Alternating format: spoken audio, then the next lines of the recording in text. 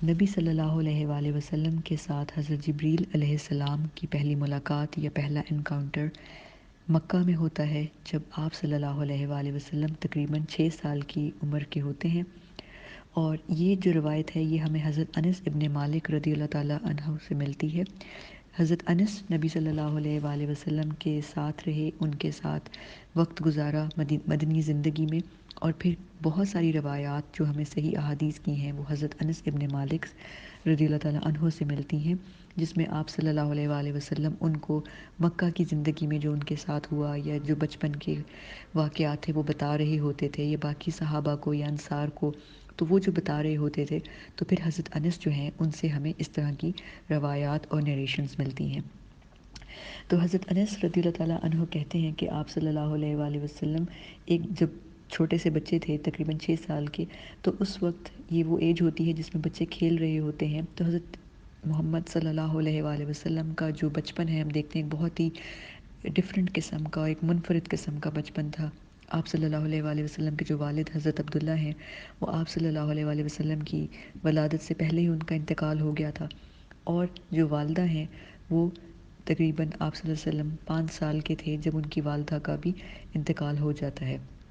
تو یہ رف ایجز ہیں جو اسکالرز اس وقت کے جو ہسٹورینز ہیں وہ ہمیں بتاتے ہیں کہ اتنی ہی ایج کی نبی صلی اللہ علیہ وآلہ وسلم تھے کہ ان کی والدہ کی ابھی ریسنٹ ڈیتھ ہوئی تھی۔ کچھ اسکالرز کے حساب سے وہ 5.5 سال کے تھے، کچھ کے خیال میں آپ صلی اللہ علیہ وسلم 6 سال کے تھے۔ تو ابھی ریسنٹلی جب ان کی والدہ کا انتقال ہوا تھا تو آپ صلی اللہ علیہ وآلہ وسلم صحرا میں کچھ اور بچوں کے ساتھ کھیل رہے تھے، تو ان کو وہاں پہ ایک شخص اپنی طرف آتا ہوا محسوس ہوا، اور وہ جو شخص تھا وہ بہت ہی ایک طرح سے اسٹرانگ اور اس طرح کی بلٹ کا تھا، یعنی کہ اس کی جو وضاقتہ تھی اس سے وہ کافی زیادہ مضبوط انسان تھا۔ تو یہ شخص جب آپ صلی اللہ علیہ وآلہ وسلم کے پاس آیا تو باقی بچے دیکھ رہے تھے، اس شخص نے آپ صلی اللہ علیہ وآلہ وسلم کو زمین پہ، یعنی کہ جو صحرا کی ریت تھی اس پہ لٹا دیا۔ تو آپ صلی اللہ علیہ وآلہ وسلم یہ واقعہ حضرت انس کو یا جو وہاں پہ موجود صحابہ ہیں ان کو بتا رہے ہیں، اور وہ صحابی جو ہیں حضرت انس ابن مالک جو ہیں وہ ہمیں روایت کر کے بتا رہے ہیں کہ آپ صلی اللہ علیہ وسلم فرماتے ہیں کہ اس شخص نے جو اسٹرانگ انسان تھا، جو دیکھنے میں پہلے کبھی نہیں انہوں نے دیکھا تھا، اس شخص نے مجھے لٹا دیا اور میرے سینے کو کھولا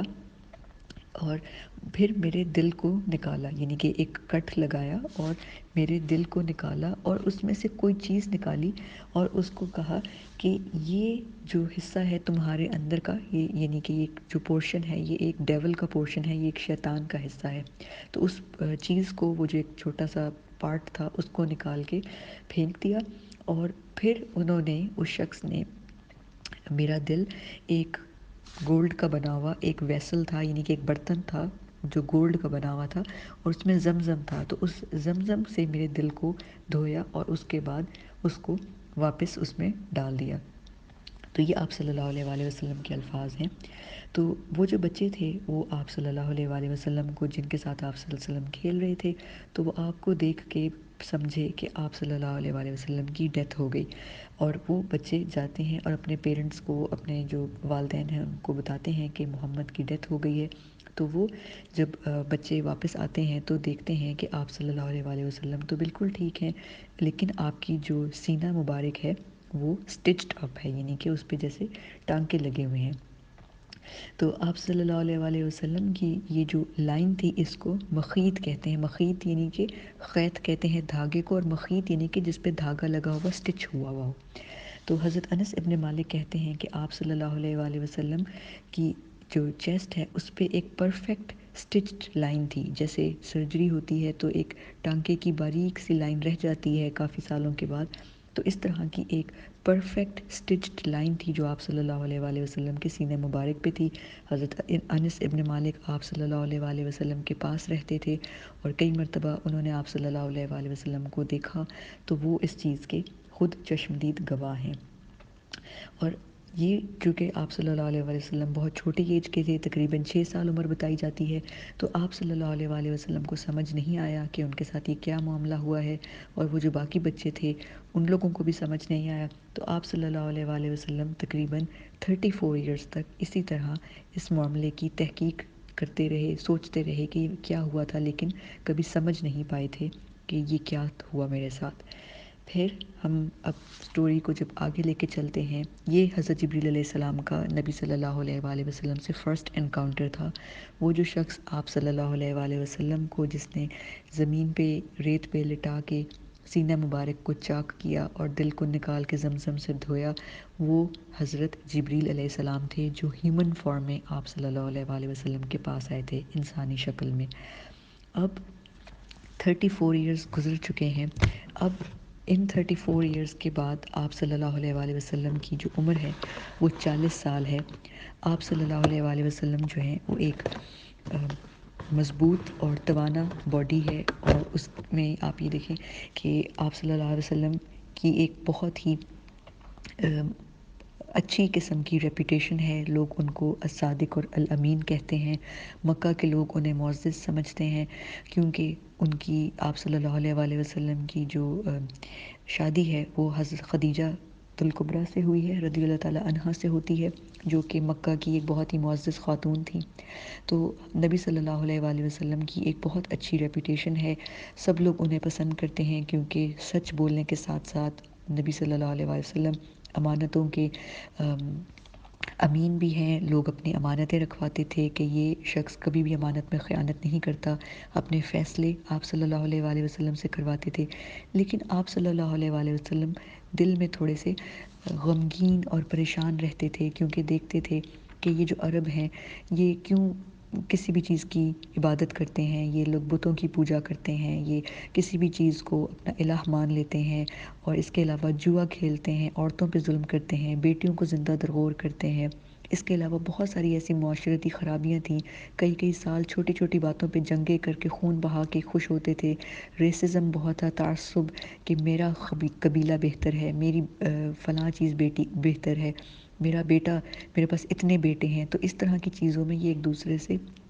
کمپٹیشن کرتے تھے، اور زندگی کا کوئی پرپز نہیں تھا۔ ہنستے مذاق اڑاتے، ایک دوسرے کی ٹانگ کھینچتے، کوئی پڑھے لکھے نہیں تھے۔ تو یہ تمام چیزیں آپ صلی اللہ علیہ وآلہ وسلم کو بہت غمگین کرتی تھیں۔ تو آپ صلی اللہ علیہ وآلہ وسلم دن کے وقت تو ان لوگوں میں موجود ان اخلاقی برائیوں کو دیکھتے تھے، لیکن کچھ کر نہیں سکتے تھے۔ تو آپ صلی اللہ علیہ وآلہ وسلم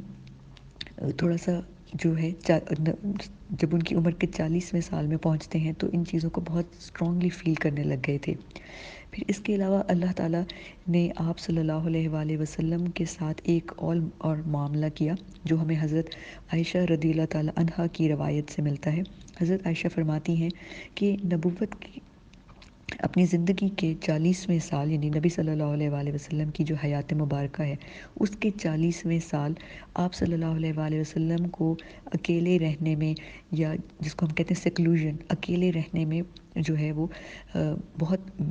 سکون محسوس ہونے لگا کہ آپ صلی اللہ علیہ وآلہ وسلم اکیلے رہتے تھے۔ اور اکیلے کیسے رہتے تھے کہ یہ مکہ سے دور ایک جگہ پہ جا کے تو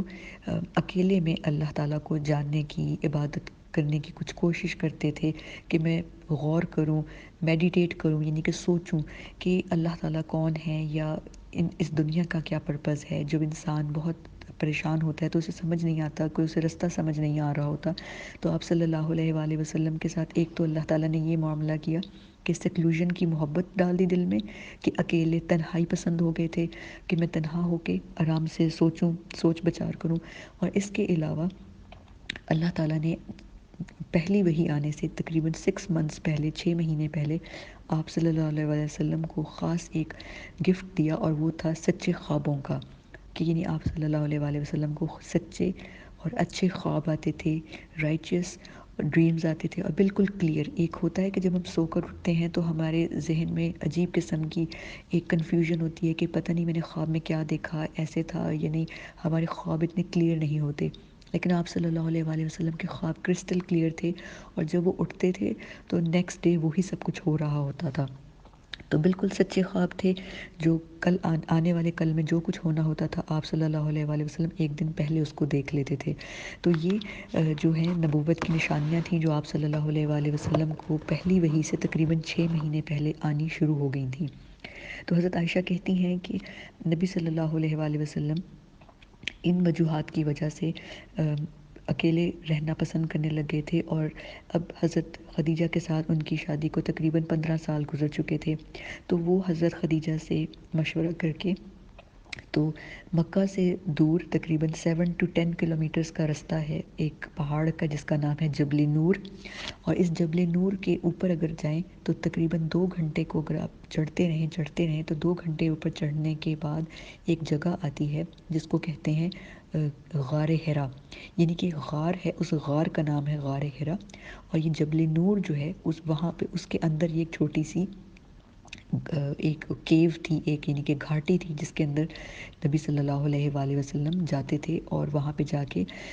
تنہائی میں اللہ تعالیٰ کو یاد کر کے اللہ تعالیٰ کو جاننے کی کوشش کر رہے تھے۔ تو یہ وہ جگہ ہے جہاں آپ صلی اللہ علیہ وآلہ وسلم تنہائی کے لیے جاتے تھے، اور کچھ دنوں کا سامان اپنے ساتھ لے جاتے تھے، حضرت خدیجہ کو بتا کے ان کے ساتھ مشورہ کر کے پانی اور اپنے کھانے پینے کی چیزیں لے کے تو وہاں پہ جاتے تھے۔ اور کبھی کبھی ایسے ہوتا تھا کہ کچھ دنوں کے لیے جاتے تھے، پھر کبھی کچھ ہفتوں کے لیے جاتے تھے، اور پھر کبھی یہ ہوتا تھا کہ کچھ دن جب اوپر ہو جاتے تھے، حضرت محمد صلی اللہ علیہ وآلہ وسلم خود نہیں آتے تھے، تو پھر حضرت خدیجہ پریشان ہوتی تھیں کہ اتنے دنوں کا تو کھانا نہیں تھا ان کے پاس، نبی صلی اللہ علیہ وآلہ وسلم کے پاس تو ابھی تک نہیں آئے، تو پھر وہ خود کھانا لے کے، اور ہم یہ دیکھیں حضرت خدیجہ کی عمر تقریباً اس وقت 50+ تھی، وہ اسکالرس کے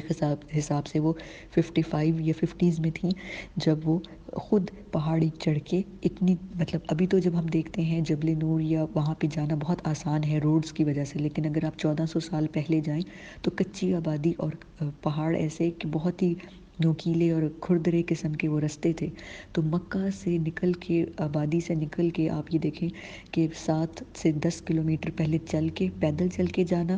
ایک اس طرح کی روڈ پہ، یعنی اس طرح کی وہ سڑک بھی نہیں تھی، اور اس کے بعد اس پہاڑی پہ آگے اوپر چڑھنا، یعنی اس جبل، اس ماؤنٹین کے اوپر چڑھنا 2 گھنٹے تک، اور وہ بھی حضرت خدیجہ کی عمر میں، یا نبی صلی اللہ علیہ وسلم کی عمر 40 سال بتائی جاتی ہے، تو اس اسٹیج پہ چڑھنا تو عام بات نہیں تھی۔ تو اس سے ہمیں یہ بھی پتہ چلتا ہے کہ نبی صلی اللہ علیہ وآلہ وسلم خود بھی اسٹرانگ تھے، اور حضرت خدیجہ بھی اسٹرانگ تھیں جو خود چڑھ کے اوپر نبی صلی اللہ علیہ وآلہ وسلم کے لیے کھانا لے کے جاتی تھیں۔ تو ایک دفعہ یہ ہوا کہ کافی دن تک نبی صلی اللہ علیہ وآلہ وسلم جو ہیں وہ وہیں پہ ہی رہتے ہیں جبل نور میں، یعنی کہ غار حرا میں رہتے ہیں، اور وہ ہفتے گزر جاتے ہیں کہ وہ نہیں آتے، تو تقریباً یہ اسکالرس کے حساب سے کہ کافی عرصے کا وقت ہے، یہ رمضان سے پہلے نبی صلی اللہ علیہ وآلہ وسلم جاتے ہیں، اور تقریباً رمضان کے 2 تہائیاں یعنی کہ 2 عشرے گزر چکے ہیں، تو یہ تیسرے عشرے کی بات ہے جب لیلۃ القدر میں پہلی بار حضرت جبریل علیہ السلام نبی صلی اللہ علیہ وآلہ وسلم کے پاس آتے ہیں۔ تو تقریباً یہ کافی عرصہ گزر جاتا ہے آپ صلی اللہ علیہ وآلہ وسلم کا کہ وہ واپس مکہ نہیں آتے، اور یہ جو ایریا ہے یہ اگر وہاں پہ جائے، اب تو بلڈنگز اور بہت زیادہ ہوٹلز بن گئے ہیں، لیکن جب یہ شروع میں اس ایریا کو ہسٹورینز نے، ارلی اسکالرز نے بیان کیا ہے، تو یہ وہ جگہ ہے غار حرا جہاں پہ جب دیکھا، وہاں پہ بیٹھ کے نبی صلی اللہ علیہ وآلہ وسلم جب دیکھتے تھے تو مکہ نظر آتا تھا، ایریل ویو مکہ کا نظر آتا تھا، اور خانہ کعبہ بھی نظر آتا تھا، کیونکہ کوئی بھی بلڈنگز نہیں تھیں، اور جو عربوں کے گھر تھے وہ بھی بالکل کچے، جیسے بالکل کچے مکان یا ٹینٹ ہوتے تھے، ان لوگوں کے خیمے ہوتے تھے، تو اتنے پکے گھر بھی نہیں تھے، تو اسی لیے ان کو نبی صلی اللہ علیہ وآلہ وسلم کو جبل نور سے، غار حرا سے ڈائریکٹ خانہ کعبہ نظر آتا تھا، تو یہ بھی نبی صلی اللہ علیہ وآلہ وسلم کے لیے ایک بیوٹیفل سائٹ تھی کہ وہ خانہ کعبہ کو بھی دیکھ سکتے تھے۔ تو رمضان کے تقریباً 2 عشرے جو تھے وہ گزر چکے تھے، اور پھر ایک رات رمضان کی، اور جو کہ احادیث سے ہمیں پتہ چلتا ہے کہ وہ منڈے تھا، یعنی کہ ایک دفعہ صحابہ کرام نے نبی صلی اللہ علیہ وآلہ وسلم سے پوچھا کہ آپ منڈے کو روزہ کیوں رکھتے ہیں، تو آپ صلی اللہ علیہ وآلہ وسلم نے اس کی جو ایک ریزن بتائی وہ یہ تھی کہ منڈے کے دن میرے پاس پہلی وحی آئی تھی، تو پھر اسی لیے آپ صلی اللہ علیہ وآلہ وسلم، ایک ریزن یہ بھی تھا کہ منڈے کو روزہ رکھتے تھے۔ ایک بات تو یہ بھی ہے کہ آپ صلی اللہ علیہ وسلم کی منڈے کو برتھ ہوتی ہے، لیکن اس کے علاوہ یہ کہ آپ صلی اللہ علیہ وسلم پہ پہلی وحی منڈے آئی تھی، اور یہ رمضان کی لیلۃ القدر یعنی شب قدر میں سے کوئی ایک شب کا وقت تھا۔ تو اس وقت آپ صلی اللہ علیہ وآلہ وسلم کی جب ہم دیکھتے ہیں کہ کوئی فائنینشیل کرائسس نہیں تھا، کوئی مالی تنگی، کوئی پرابلم نہیں تھا، کوئی آپ کے اوپر ساحر کا، مجنون ہونے کا، یا کسی بھی قسم کے جو بعد میں الزامات ان پہ لگے ہیں کفار مکہ اور مشرکین مکہ نے لگائے ہیں، قریش مکہ نے، کہ آپ ساحر ہیں، یعنی جادوگر ہیں، مجنون ہیں، یا معاذ اللہ کذاب ہیں، آپ بہت زیادہ جھوٹ بولنے والے ہیں، ابھی تک کوئی الزام نہیں لگا، بلکہ وہ خود نبی صلی اللہ علیہ وآلہ وسلم کو الصادق الامین کہتے ہوتے تھے۔ تو اب صلی اللہ علیہ وآلہ وسلم بہت ہی نیک نامی کی زندگی گزار رہے تھے، اور اس کے علاوہ آپ صلی اللہ علیہ وآلہ وسلم کی زندگی میں کوئی بھی میرج کے ایشو بھی نہیں تھے، کوئی بیوی جو تھی بہت ہی محبت کرنے والی تھی، تو کسی بھی قسم کا کوئی مسئلہ کچھ بھی نہیں تھا، خوشحالی تھی ہر لحاظ سے۔ لیکن پھر بھی آپ صلی اللہ علیہ وآلہ وسلم سیکلوژن کے لیے، تنہائی کے لیے اس غار میں جاتے تھے، تاکہ وہاں پہ اپنے رب کو، اپنے اندر کے سکون کو تلاش کر سکیں۔ آپ صلی اللہ علیہ وآلہ وسلم رمضان کی اسی طرح کی لیلۃ القدر ہم اس لیے کہہ رہے ہیں کیونکہ ہمیں پتہ ہے، اللہ تعالیٰ نے ہمیں بتایا کہ رمضان کو اللہ تعالیٰ نے، رمضان میں لیلۃ القدر میں اللہ تعالیٰ نے قرآن پاک کی پہلی وحی کو نازل کیا، تو اسی لیے آپ صلی اللہ علیہ وآلہ وسلم رمضان میں وہاں پہ موجود تھے، جب حضرت جبریل علیہ السلام آتے ہیں آپ صلی اللہ علیہ وآلہ وسلم کے پاس، اور جو میجورٹی آف دا اسکالرز ہیں ان کا یہی اس بات پہ اتفاق ہے کہ وہ ایک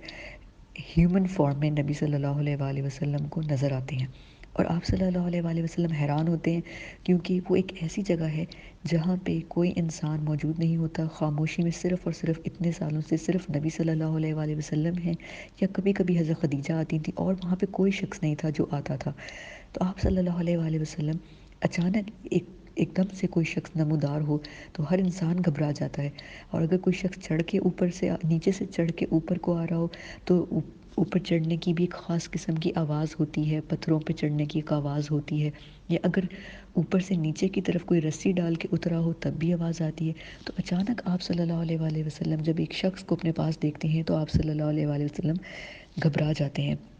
اور یہ شخص جو آپ صلی اللہ علیہ وآلہ وسلم کے سامنے موجود ہے، یہ کوئی سلام جو عربز کا ٹریڈیشن تھا، جو بھی ان کی گریٹنگز کا طریقہ تھا، کوئی اس طرح کی بات نہیں کرتا، بلکہ اچانک کہتا ہے اقرا، اقرا یعنی کہ پڑھ۔ تو آپ صلی اللہ علیہ وآلہ وسلم حیران ہوتے ہیں، اور آپ کہتے ہیں کہ ما انا بقارن، میں تو قاری نہیں ہوں، میں بالکل نہیں پڑھ سکتا۔ تو اس کے بارے میں اسکالرز کا یہ خیال ہے کہ اقرا کا مطلب دو طرح سے لیا جا سکتا ہے، کیونکہ یہ بات ہمیں احادیث سے نہیں ملتی، اس لیے اسکالرز کا اس کے بارے میں ایک اپنا ایک ویو پوائنٹ ہے۔ دو طرح کے اسکالرز ہیں، ایک اسکالرز کا ویو پوائنٹ یہ ہے کہ اقرا کہتے ہیں پڑھو، اور پڑھتے اس چیز کو ہیں جو آپ کے سامنے لکھی ہوئی ہو۔ تو اسکالرز کا یہ خیال ہے کہ نبی صلی اللہ علیہ وآلہ وسلم کو حضرت جبریل نے اس وقت تو جس فارم میں آئے تھے، تو کوئی لکھی ہوئی تختی یا جو ٹیبلٹ ہوتی ہے وہ دکھائی، اور اس ٹیبلٹ کے اوپر سورۃ العلق کی پہلی 5 آیات لکھی ہوئی تھیں۔ تو یہ بات اسکالرز کا خیال ہے کہ کیونکہ لکھی ہوئی چیز کو اقرا کرتے ہیں، لکھی ہوئی چیز کو پڑھا جاتا ہے، تو موسٹ پروبیبلی یہ کوئی لکھی ہوئی تختیاں تھیں جو آپ صلی اللہ علیہ وآلہ وسلم کو کہا گیا کہ ان کو پڑھو، تو آپ صلی اللہ علیہ وآلہ وسلم نے اس کے جواب میں کہا کہ میں نہیں پڑھ سکتا۔ اور دوسرے اسکالرز کا یہ خیال ہے کہ اقرا کا مطلب ہوتا ہے کہ میرے پیچھے پڑھو یا میرے پیچھے تلاوت کرو، لیکن تلاوت کا لفظ یا کل کا لفظ نہیں استعمال کیا، بلکہ اقرا کہا گیا۔ تو اقرا کا ایک یہ مطلب بھی ہو سکتا ہے کہ اپنی یادداشت سے پڑھو، یعنی کہ جو میں تمہیں بتا رہا ہوں اس کو پہلے یاد کرو، پھر اس یادداشت سے اس کو ریڈ کرو، ریسائٹ کرو، قرأ کرو، اس کی قرأت کرو۔ تو دونوں میننگز ہیں، اور دونوں میننگز صحیح لیے جا سکتے ہیں،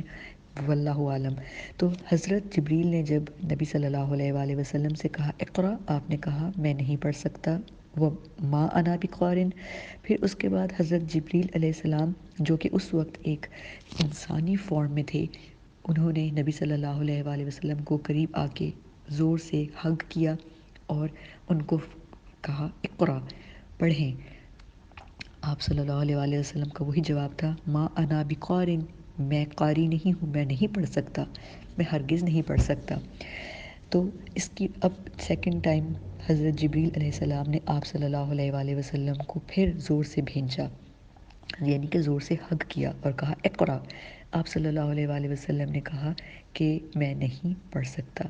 پھر حضرت جبریل علیہ السلام نے آپ صلی اللہ علیہ وآلہ وسلم کو ایک دفعہ پھر ہگ کیا، اسکویز کیا اور کہا اقرا، تو آپ صلی اللہ علیہ وآلہ وسلم نے سنا، اور حضرت جبریل نے پھر پوری آیات کی تلاوت کی جو سورۃ العلق کی پہلی 5 آیات ہیں کہ پڑھیے اپنے رب کے نام سے جس نے اس سب کو پیدا کیا، انسان کو جمے ہوئے خون سے پیدا کیا، پڑھیے اپنے رب الکریم کے نام سے، وہ جس نے انسان کو قلم سے سکھایا اور انسان کو وہ سکھایا جو وہ نہ جانتا تھا۔ تو حضرت جبریل علیہ السلام نے پھر سورۃ العلق کی یہ پہلی 5 آیات تلاوت فرمائی، اور اس کے بعد نبی صلی اللہ علیہ وآلہ وسلم نے ان کے پیچھے ان آیات کو دہرایا، اور یہ حضرت جبریل علیہ السلام کا نبی صلی اللہ علیہ وآلہ وسلم کے ساتھ سیکنڈ انکاؤنٹر، سیکنڈ ملاقات تھی۔ اور اس کے بعد نبی صلی اللہ علیہ وآلہ وسلم کی یہ حالت تھی کہ آپ صلی اللہ علیہ وآلہ وسلم بہت پسینے میں بھیگ رہے تھے، اور وہ شخص جیسے ہی ظاہر ہوا تھا اسی طرح غائب ہو گیا۔ آپ صلی اللہ علیہ وآلہ وسلم نے دیکھا وہ شخص نہیں ہے، تو آپ صلی اللہ علیہ وآلہ وسلم بہت گھبرائے، اور اس کے بعد آپ صلی اللہ علیہ وآلہ وسلم تیزی سے غار حرا سے نیچے اترنا شروع ہوئے، اور اسی طرح آپ صلی اللہ علیہ وآلہ وسلم بھاگ کر، یعنی کہ تیز بھاگتے بھاگتے دوڑتے دوڑتے اپنی جو وائف ہیں حضرت خدیجہ رضی اللہ تعالیٰ عنہ ان کے پاس پہنچتے ہیں، اور وہ ان کو گھبرایا ہوا دیکھتی ہیں کہ پسینے میں گیلے ہیں اور گھبرائے ہوئے ہیں، تو ان کو دیکھنے کے بعد آپ صلی اللہ علیہ وآلہ وسلم حضرت خدیجہ کو دیکھنے کے بعد کہتے ہیں کہ زملونی زملونی، یعنی کہ زمل جو ہے زمل سے ہے، زمل کا مطلب ہے لپیٹ لینا، کور کر لینا، تو زملونی جو سورہ مزمل ہے، ہم اس میں دیکھتے ہیں مزمل بھی اسی کو کہتے ہیں، لپٹ کے سونے والا، لحاف لے کے یا چادر لے کے لپیٹ کے سونے والا، تو زملونی کا مطلب ہے کہ مجھے اڑھا دو، یعنی کہ مجھے کوئی کپڑا، چادر، لحاف اڑھا دو، لپیٹ دو میرے اوپر۔ تو اللہ تعالیٰ کے نبی صلی اللہ علیہ وآلہ وسلم اتنے گھبرائے ہوئے تھے کہ انہوں نے حضرت خدیجہ سے یہ ریکویسٹ کی کہ میرے اوپر مطلب اس طرح سے جو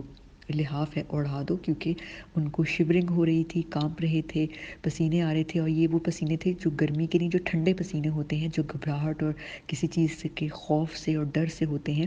یہ وہ والا پسینہ تھا۔ تو کیونکہ حضرت جبریل علیہ السلام نے بہت زیادہ ٹائٹ ہگ کیا تھا، ہر دفعہ جب ہگ کرتے تھے تو اس ہگ کی جو انٹینسٹی تھی وہ پہلی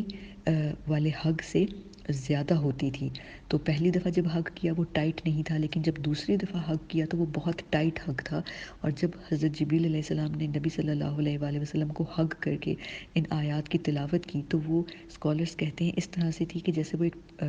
انفارمیشن کو، ایک نور کو ٹرانسفر کر رہے ہیں ان آیات کو نبی صلی اللہ علیہ وآلہ وسلم کی طرف، تو وہ آیات اتنی ہیوی تھیں، اور ہم سورۃ العلق کی جب آیات پڑھتے ہیں تو ہم پہ تو وہ والی کیفیت آف کورس طاری نہیں ہوتی، لیکن آپ یہ امیجن کریں کہ حضرت جبریل علیہ السلام حضرت محمد صلی اللہ علیہ وآلہ وسلم کو ہگ کر رہے ہیں، اور وہ آیات پہلی آیات ہیں قرآن پاک کی جو اللہ تعالیٰ نے خود کہیں، اور حضرت جبریل علیہ السلام نے وہ امانت کے ساتھ لا کے نبی صلی اللہ علیہ وآلہ وسلم تک پہنچائیں۔